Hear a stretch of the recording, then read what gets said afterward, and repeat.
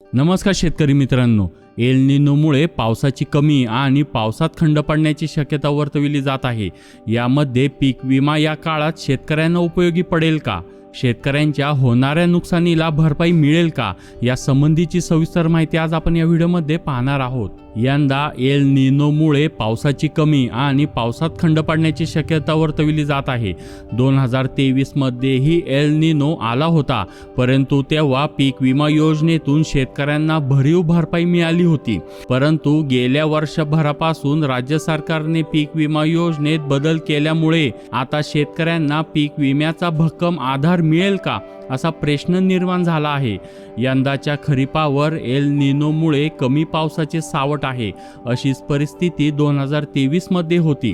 त्यावेळी शेतकऱ्यांना खरीपात 7,600 कोटीची विमा भरपाई मिळाली होती, परंतु यंदा विमा योजनेतून भक्कम भरपाई मिळण्याची शक्यता नाही, कारण सरकारने 2025 पासून विमा योजनेतून जास्त भरपाई देणारे पेरणीस न होणे, तसेच हंगामातील प्रतिकूल परिस्थिती आणि स्थानिक नैसर्गिक आपत्ती तसेच काढणी पश्चात नुकसान हे महत्त्वाचे 4 ट्रिगर काढून टाकले आहेत आणि केवळ उत्पादकता आधारित विमा भरपाई देण्याचा निर्णय घेतला आहे। त्यामुळे 2025च्या खरीपात पिकांचे विक्रमी नुकसान होऊनही सर्वात कमी भरपाई ही मिळाली आहे। विशेष म्हणजे सरकारने जे ट्रिगर काढून टाकलेत त्यातूनच आतापर्यंत शेतकऱ्यांना जास्त भरपाई मिळाली होती।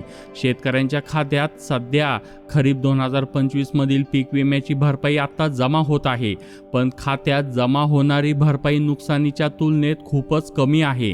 2023 मध्ये एल निनो असल्यामुळे जुलै आणि ऑगस्ट महिन्यात वेगवेगळ्या भागात 15 ते 28 दिवस पावसाचा खंड पडला होता। तेव्हा हंगामातील प्रतिकूल परिस्थिती हा ट्रिगर लागू झाला होता।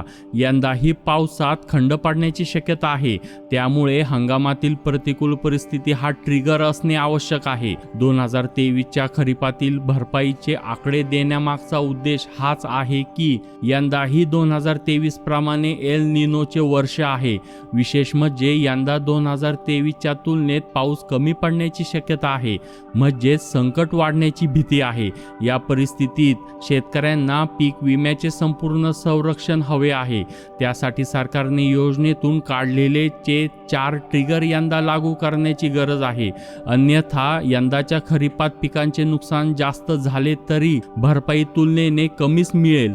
या सगळ्या परिस्थितीचा विचार करून मुख्यमंत्री देवेंद्र फडणवीस यांनी पीक विमा योजनेतील निकषाचा फेरविचार करण्याची आवश्यकता आहे। अशा प्रकारे नवीन अपडेट जाणून घेण्यासाठी आताच्या चॅनलला सबस्क्राईब करा आणि बेल आयकॉन क्लिक करा। धन्यवाद।